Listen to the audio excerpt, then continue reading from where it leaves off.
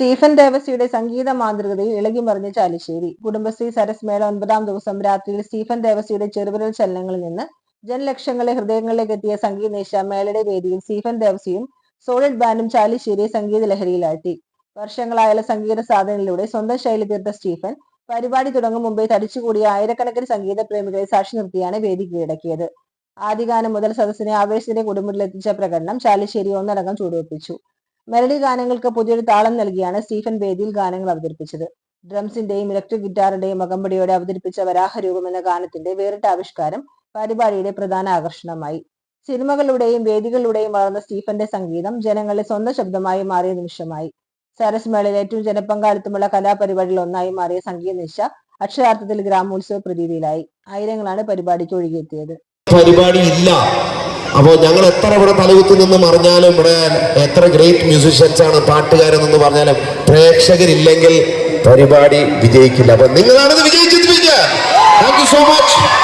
ഈ ഒരു തിരക്കിൻ്റെ ഞാൻ ആ പുറകിൽ വന്നപ്പോ അവിടെ നമ്മളൊക്കെ ആമ്പിള്ളേരാന്ന് ചോദിച്ചു. പാവം കുറെ നല്ല അമ്മമാരും പെങ്ങന്മാരും ആ തിരക്കിന്റെ ഇടയിൽ അവിടെ പുറകിൽ നിന്ന് ഡാൻസ് കളിക്കുക. Thank you so much. അവരുടെ ആ കാണാൻ ആ പാട്ടിനോടുള്ള ആ ഒരു ഇൻട്രസ്റ്റ് ഇവിടെ പുറകിൽ ഈ സൈഡില്. Thank you.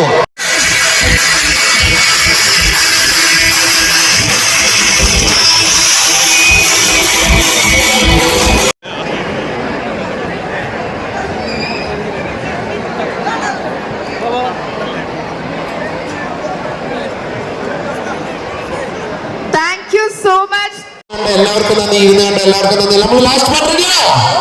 സോ ഈ പാട്ടിന്റെ പ്രത്യേകത ഞങ്ങളുടെ സ്വന്തം പാട്ടാണ്. ലെറ്റ്സ് ഗോ വിത്ത് ഉറപ്പാണ്. അപ്പൊ കുറച്ചു നേരം കഴിയുമ്പോൾ ഈ പാട്ടൊന്ന് എല്ലാവരും ഇരിക്കണം. ഇരുന്നിട്ട് നമുക്ക് ചാടി നീക്കണം. ഈ പാട്ടിന്റെ ഒരു പ്രത്യേകത അങ്ങനെയാണ് കേട്ടോ.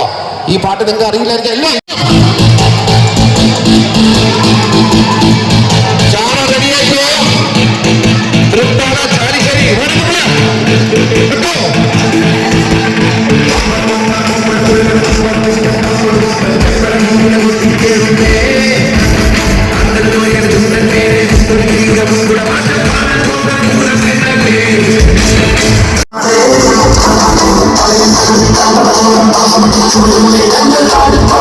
I'm